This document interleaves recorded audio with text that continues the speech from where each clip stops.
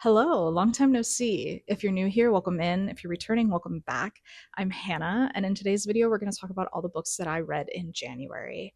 I posted a few videos on this channel last year, mid last year, and I kind of fell off after that. Life got busy, things just didn't work out. I want 2026 to be a fresh shot at starting this channel, so we're back. We're posting. I posted a video last week breaking down my journaling ecosystem, and now we're going to start talking about books again. I read 13 books in January, which is a lot of books for me. I usually read probably like 4 to 5 in a month, but the difference this year versus last is that this year I am doing 75 booked. If you follow me on Instagram, you've been seeing me posting reels every few days, kind of documenting my reading over the course of 2026. And that is because that is part of the 75 booked challenge. This challenge was designed by somebody over on TikTok. I will link their creator information below if I can find them. But the idea is that you are supposed to read for an hour and a half every day, document your reading, and go on a book buying ban for 75 days straight. If you fail to do any of those things, if you buy a book, if you don't read for 90 minutes a day, you have to go back to day one and start over. I have thankfully been very consistent in how I've been doing this, and so as of filming this video, I think I'm about day 52 into the challenge, and I haven't had to start over yet. So here's hoping the last third of this challenge can go as smoothly as the first two. But enough about that, let's go ahead and dive into the books. The first thing that I read in January, and we're going to do this in chronological order. I have my laptop here with some notes, just about everything. First book I read was In Your Dreams by Sarah Adams. This is the final book in the When in Rome series. This is a contemporary romance series set in a small town called Rome, Kentucky, and it is following the Walker siblings. The first book followed their oldest brother, and then the following three followed the three sisters. The final book here, In Your Dreams, is following Madison. She's the middle sister, and she is kind of the flighty, wild child of the group. She was the one who got in trouble when they were younger. She was the one who kind of was doing all the wild and crazy things that you'd expect of a teenager. And for the last year or so, she has been at culinary school in New York. And when this book opens, she's preparing to graduate, and she's kind of going through an existential crisis a little bit, trying to figure out what she wants to do and who she wants to be, and not sure. She hasn't found a job in New York. She's questioning whether or not she's good at what she's doing. And she goes to try to call her sister, and her sister doesn't pick up. And so she then tries to call her sister's boyfriend, thinking that her sister may be with him. But instead of calling him, she accidentally calls James, our male main character. James is the best friend of Madison's older brother, Noah, and James's family owns the farm located in Rome, or one of the farms. They've not really had like a major friendship. They kind of knew each other. They were in each other's orbits, but they really didn't like talk or have like a close bond. But James picks up the phone, and then him and Madison talk, and Madison ends up kind of confiding in him about some of the things bothering her, and mentions that she doesn't have a job yet. And James goes, well, we're opening a restaurant on the farm. Why don't you come be our head chef? This restaurant doesn't exist. It's something spur of the moment. James just really wants to help her, and that sets off this whole story. This was a really cute, and I really feel a satisfying end to this series. It wasn't a perfect ending, but I felt satisfied with tying up all the loose ends. Madison is a really kind of different character, I'd say, from the other sisters. She's very aloof. Her whole character is about not being sure of what it is that she wants to do or where she wants to be, and trying to find her place in all of that. It's about finding her confidence, finding her abilities, and making a name for herself in her own way, and getting over some roadblocks and mental humps that have formed over her time in New York. Lots of things I liked about this. I liked the chemistry between these two characters. I enjoyed kind of their banter. It's a little bit, again, different than I think the other books. It's not as explicit chemistry, I'd say. It kind of is a slow build. I found them to both be like interesting together. I do feel like James got a little one-dimensional. He felt a little more goofy and funny and free in the earlier books, and part of that is explained in this book as to why he's like that, but it was a little bit disappointing to kind of see that taken away from him as a character. But overall, I did enjoy this. I felt like it was a satisfying conclusion to the series and a really great way to open up my reading for January. I did give this 5 stars. Do I think, after thinking about it a little bit more, would I keep it at 5 stars? I'm not sure. I feel like part of it is just I was feeling really nostalgic and excited about this book. But I did enjoy the series. And I forgot to say, this whole series is based on Audrey Hepburn films. And that was what attracted it to me in the first place. I was intrigued by the first book being kind of a retelling or inspired by Roman holiday. And so each of the books then follow another Audrey Hepburn film. The second one is Funny Face. The third one is How to Steal a Million. And then this one is Sabrina. So if you like Audrey Hepburn, if you like contemporary romance, a little bit of spice, these aren't like super spicy books, but there's some. I think this can be a really enjoyable series, and I had a great time with it. Second book we finished was kind of a different vibe. I wanted to pick up something that I could read on my commute to work. I have to take a bus into work 4 days a week. So I wanted something that was kind of easy to throw in my bag, that would be easy to kind of dip in and out of. So we decided to try Before the Coffee Gets Cold by Toshikazu Kawaguchi. This series is super popular, and I feel like everybody's heard of it at this point. It is set in a cafe in Tokyo, and the cafe is kind of hidden in this like back alley basement type situation, but it has a rumor around it. And it's that if you go to this cafe and you have a cup of coffee, you can go back in time and revisit a moment in your past.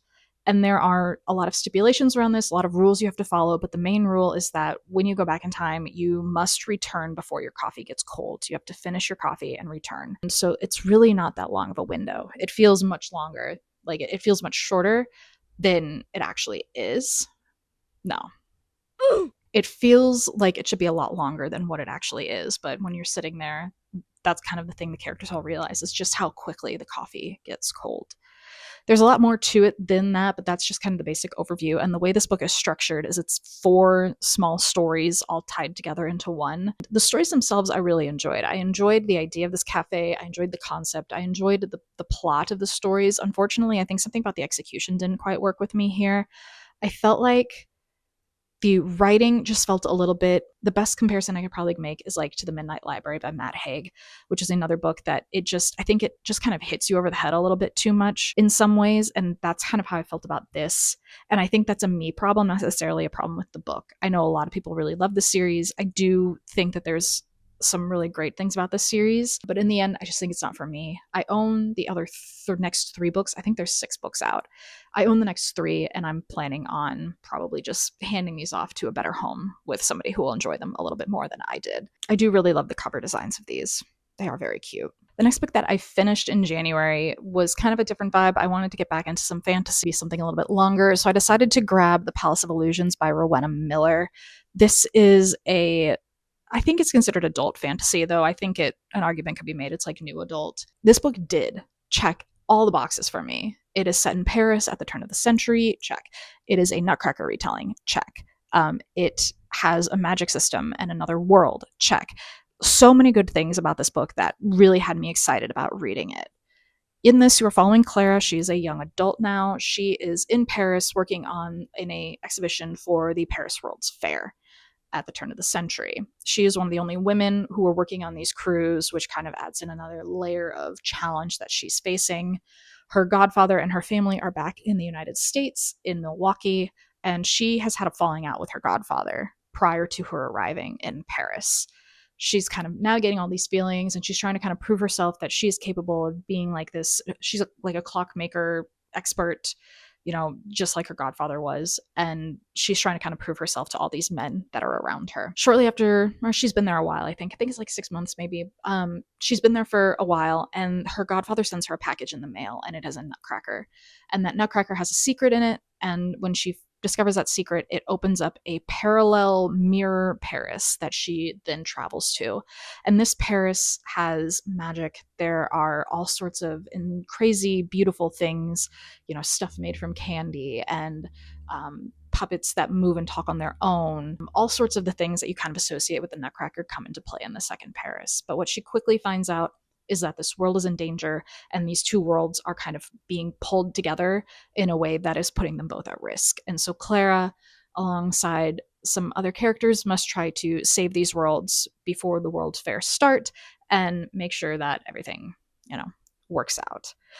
I really wanted to love this book so much because there is so much potential here, but unfortunately, the pacing and the execution of this just didn't work for me. Clara is a character who we are introduced to who is somebody very practical and pragmatic. She is somebody who knows how to solve problems.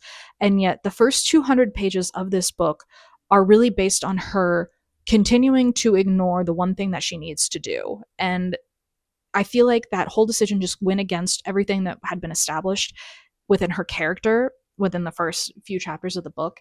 And I feel like there wasn't enough justification as to why she wasn't doing what she knew she needed to do. I don't really want to get into say any more than that because it's kind of a spoiler, but it took 200 pages to really start getting the story going, and I don't feel like there was like enough world building or stuff to justify that amount of time. And then once the story gets going, it's going so fast. I feel like in the last 50 pages or so, a bunch of things are introduced into the plot that are like 2-sentence throwaways that I remember reading and being like, wait, take a step back. I want to learn more about this, but it's just like thrown in at the last second so that everything kind of feels tied up with a bow, but it didn't feel like a satisfying ending. I did enjoy elements of this. I think the world itself is interesting. I think the like whole setup of this is compelling, but I just don't feel like it is quite, it just didn't execute the way I wanted it to, and I just kind of walked away from this feeling a little disappointed.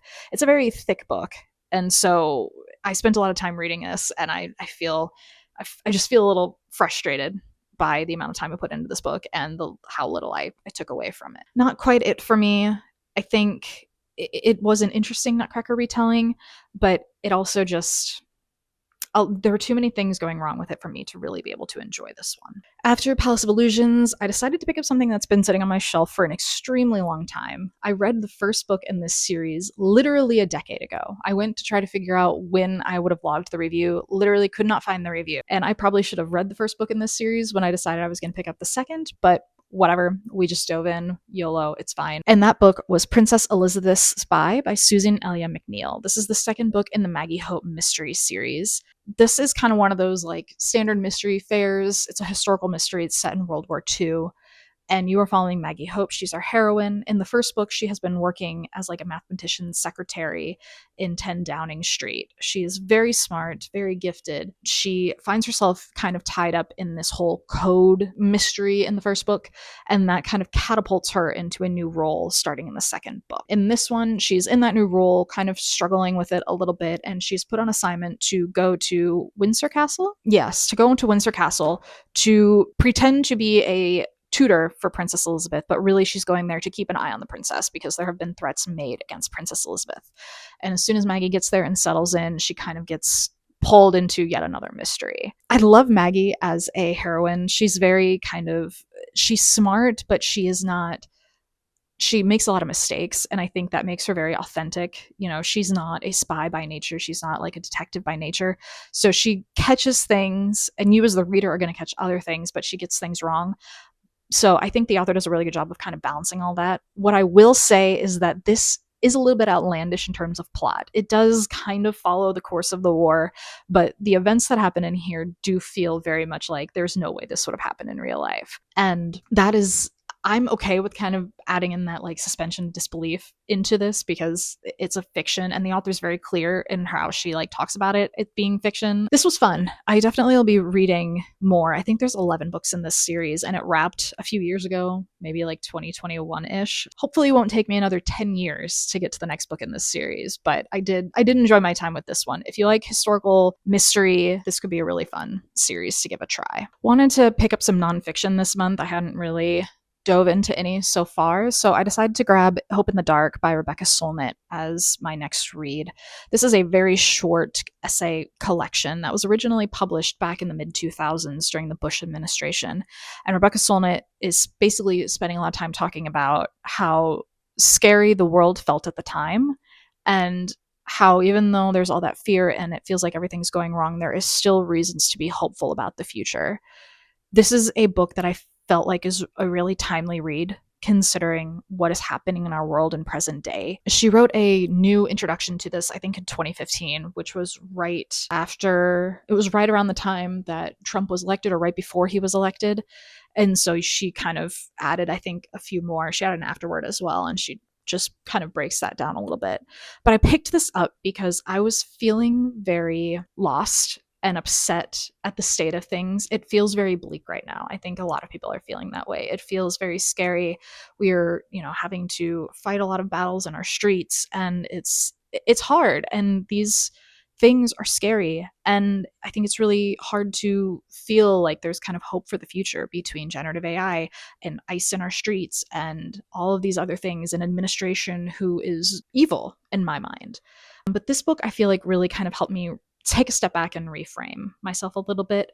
Much of the things that she's talking about are things that were prevalent in the mid 2000s, but I still feel like you can take the same lessons away, even though it's older case studies, because she does talk about even older case studies, things from, years before that, and the changes that were made that we are now seeing the benefits from. If you were like me and you've been struggling lately with trying to find hope in all of this, I would say give Hope in the Dark a try. It's, again, very short. You can fly through this in probably one sitting if you wanted to.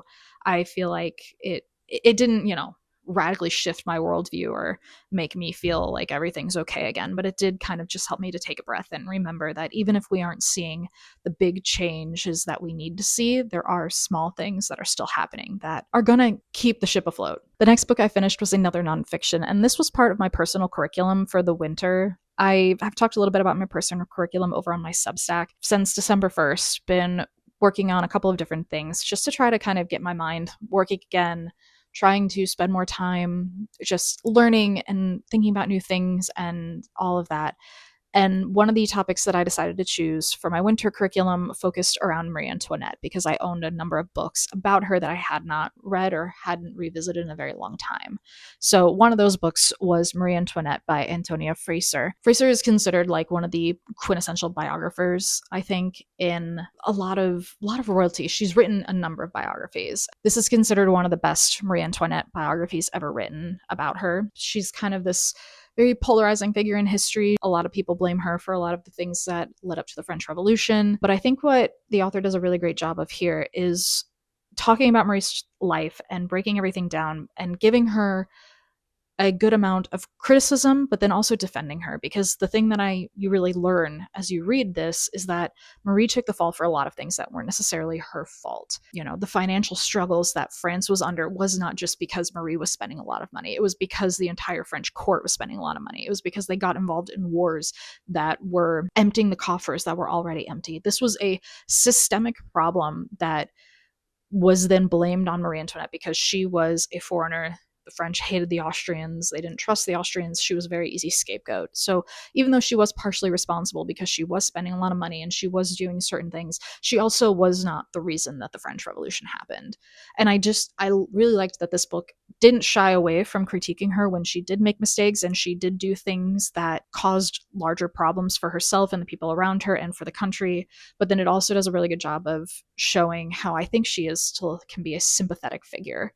I'm very anti-monarchy, to be very clear. I don't believe in monarchies, but I do think her story is a very tragic one when you look at all the details together. Taking the throne at 16, being forced into a situation she was not prepared for at all. She was never prepared to be a queen. And I think you can see that in the way she acts.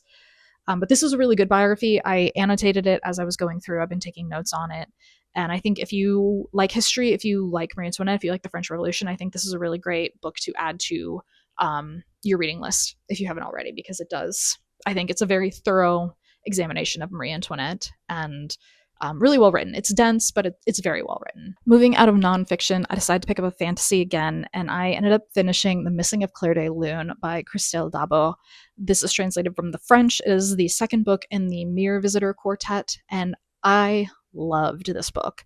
I read Winter's Promise, which is the first book in this series, years ago, a couple years back now, I think, and had a really great time with it. This is a very atmospheric, fantasy set in this world that is implied to be our own world, but a very far future. The rapture has occurred and people are now living on these arcs, and each arc has a magic associated with it.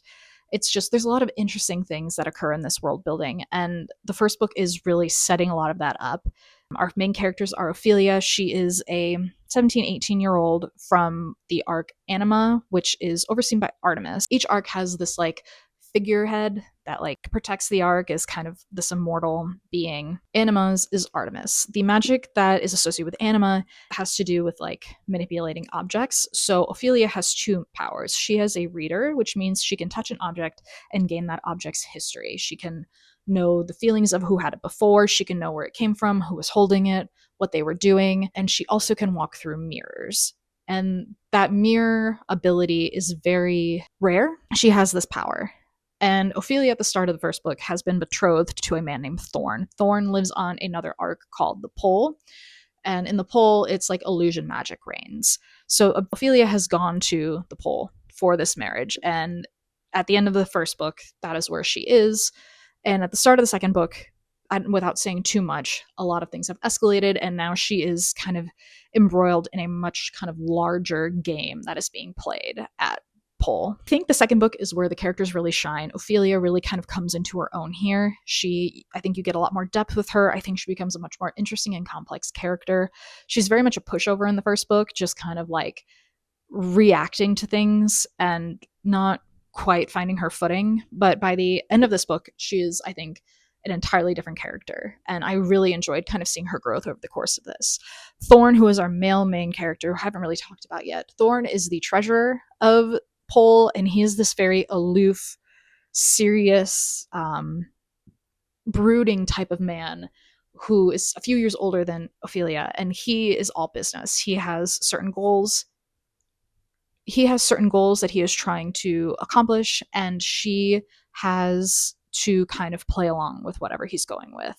And Thorn, you kind of get a more of a better sense of him over the course of book 2, and by the end of the book, I needed something to happen.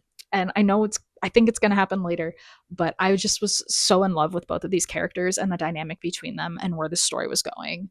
It's just such an interesting journey. I think the world building is so interesting, and I really can't wait to read the next 2 books in this series. I gave this 5 stars. This was my other 5-star read of January. And if you like kind of atmospheric fantasy, if you like kind of political and court intrigue, some magic, there's a mystery in play in the second book with people going missing. There's a lot, I think, that's really enjoyable about this series. So if you haven't given a try, I'd recommend it. It is technically YA, and I think there are a lot of YA elements to it. It does kind of have like a certain silliness a la a series of unfortunate events in a certain way. But I do feel like the way it's written and the way the world is kind of evolving feels more new adult to adult type fantasy. That's my pitch. Give this quartet a try if you haven't before. Continuing the fantasy trend, I decided to pick up Dreadful by Caitlin Rozakis next. This is a book I got from Aardvark Book Club. If you're not familiar with Aardvark, it's very similar to Book of the Month in that it is a book subscription box where every month there are 5 or so different titles you get to choose from. You can choose up to 3, I think, in your box and have them shipped to you. They do kind of their own custom branding on the covers.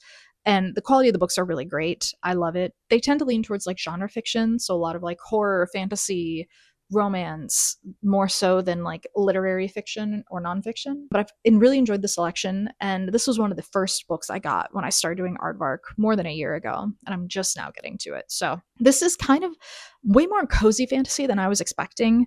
The plot of this book, when it opens, you're meeting Gavrax. He is this dark wizard figure, except for he doesn't remember a single thing about who he is, where he is, or why he's there.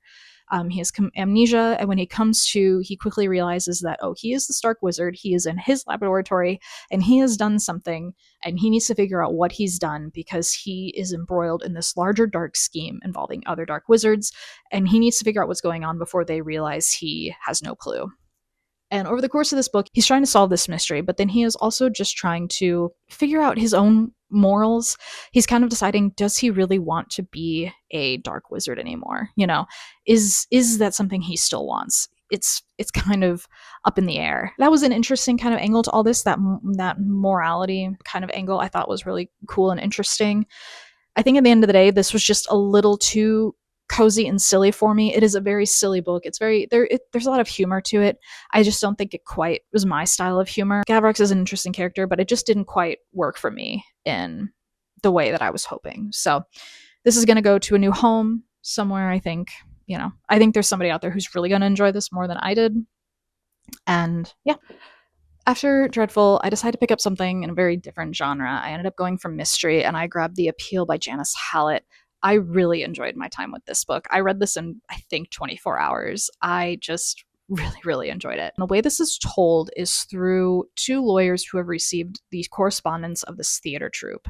One member of the theater troupe has been murdered, and they are trying to sort through the correspondence to try to figure out who murdered this person, what were their motivations, and what was going on. I think the lawyers themselves are really, I mean, the framing is interesting, but I don't find them to be like super useful to the story. And I kind of feel like they needed a little more like building. I think they just kind of felt like just two random names on a page. And I think because there's just enough detail around why they are having to do this, I feel like I just want a little bit more from them. The mystery itself is really intriguing. There's a lot of twists and turns. It is very solvable. Like if you were reading through this, I think I went back and I was like, I could have figured, I think, all of this out had I been paying attention to a few different things. I had some theories. Some of it was right, some of it was wrong, but I really enjoyed my time with this. The characters in this theater troupe are crazy. It definitely feels like that small town, people are really devoted to this one thing type situation. And it was really fun. It was really interesting. And I really enjoyed reading it. I believe this has 2 sequels. There was like a novella that came out, and then I think there's another sequel that came out or is coming out, which is very intriguing to me. I don't know how that would happen after the end of this book. But if you like mysteries kind of told in different formats, would highly recommend this one. I think it was a lot of fun, and I will absolutely be picking up more of Janice Hallett's work in the future. The next book that I read, I don't have a physical copy of because I read it on my Kindle. I decided to pick up a historical romance called The Duchess Steele by Tessa Dare. This book is a historical romance, and it is following the Duke of Ashbury and a seamstress named Emma. At the start of the book, the Duke has suffered some wounds from war, and he is kind of living, a little bit as a recluse. But Emma shows up at his front door wearing a wedding gown. She's demanding to be paid because she had been sewing a wedding gown for the Duke of Ashbury's betrothed, and she's not been paid for it. And the Duke says, I can pay you or you can marry me, because the Duke needs to marry. He wants to have an heir. He needs to ensure the future of his dukedom. And that's his whole goal. And Emma, who has some own motivations of her own, she has some people she's trying to help, some things she's trying to do, agrees to this marriage, but she gives him a couple stipulations. He wants it to be very much a business transaction. She is like, you are going to spend time with me like a human being. So the book that kind of unfolds here is very fun, and there's some really funny moments. There's some spicy moments too, if you're into that. I think Emma's a really great character. I think she's pretty well-rounded. The Duke of Ashbury is definitely your kind of brooding alpha duke type, but he also can be very sweet. There's a kid that gets involved that is very funny. This book does have a lot of humor to it and a kind of a lot of silliness. It's not like a very like traditional rigid historical romance.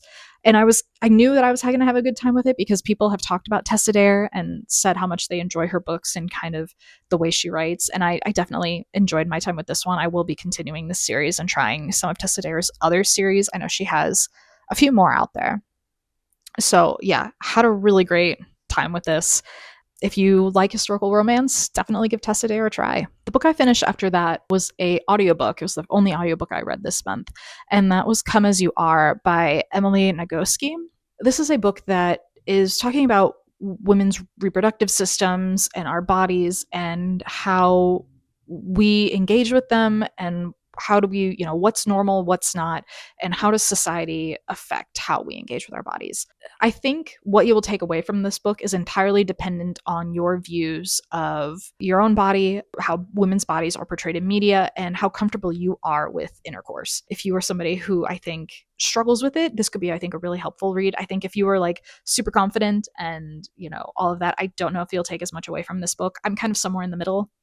So I found it to be interesting. She talks a lot about like stories because she's a doctor and she works with a lot of different patients and things. And so she talks a lot about those stories, the things that other women are experiencing. And the biggest takeaway is that what you feel about your body and, the differences that you feel you have, a lot of it is normal. That's the kind of the key takeaway. Your body is normal. How you feel about intercourse is normal. If you love it, it's normal. If you don't like it, it's normal. Like there's no exact way to be. This is very cis woman focused, and she is explicit about that and talks about why that is. And I think there's some fair logic there and how she kind of frames that book, but I do feel like at the very least it is a really great foray into just knowing that you are not alone in how you think about your body, particularly how you think about intercourse and on all of that. I think if this is something that you aren't totally comfortable with and you want to like learn more about, this is a great kind of entry book into, books about, women's bodies and intercourse and all that. We're down to the final 2 books of January, and going back into the nonfiction realm, I decided to pick up Blue Nights by Joan Didion. My January is never complete unless I read a Joan Didion work of some kind, whether it's her fiction or nonfiction. Joan Didion is my favorite author. I think she is a brilliant writer, and I miss her dearly. She passed away in 2019. She passed away some years back now. Every once in a while, we're still getting some of her works being posthumously published. But this book came out back in, I believe, like 2013-ish. This is the memoir that she wrote after the passing of her daughter, Quintana, who died not long after Joan Didion's husband passed away of a heart attack. The Year of Magical Thinking is the memoir she wrote about her husband, and this one is about her daughter, but I think it's also about grief and mortality and aging and realizing that the relationship that you thought you had with somebody maybe isn't quite what you thought it was. There's a lot of talk about regret in here, a lot of reflection on raising a child and decisions that she made and did she make the right one. It's a tough read, I think, because Joan Didion's headspace is so different in here than it is from other books. She talks a lot about her own ailing health and how there's this whole section where she's talking about how now that her husband's gone and her daughter's gone, who does she call? Who's her emergency contact? Who, when stuff goes wrong, where does she go? And I thought that was a really sad, I don't want to say sad. I mean, it was sad, but it was also just kind of I think that is something that a lot of people can connect with when you feel kind of alone in the world. And how do you navigate these things when the people that you love are no longer there? I don't think I enjoyed this. I mean, it's so weird to say enjoy because this is a book about grief. I appreciated this. I think this is just, it's very hard to compare this to like The Year of Magical Thinking because it just feels like Joan Didion was in such a different headspace for this book, and understandably so. Quintana's illness was relatively long lasting. Her husband died very suddenly of a heart attack, and she had to watch her daughter suffer for months before she finally passed away. And yeah, you can see how that affected, I think, Joan Didion's own mentality throughout this book. But highly recommend this. I think if you were wanting to get started with Joan Didion, I wouldn't pick this one as a starting place. I think I would still probably go with The Year of Magical Thinking. I think it's just a little bit, I mean, this is, if you like a heavier book, if you want to be thinking about, regret and mortality and all those things, I think definitely, this is a good place to start. It is beautifully written and I think an important book, but give yourself another book or two with Joan before you dive into this one. And finally, the last book that I read in January was a kind of magical realism fantasy book. This is Siren Queen by Nghi. I have had this on my shelf for quite a while, and this is my 3rd book that I've read by this author.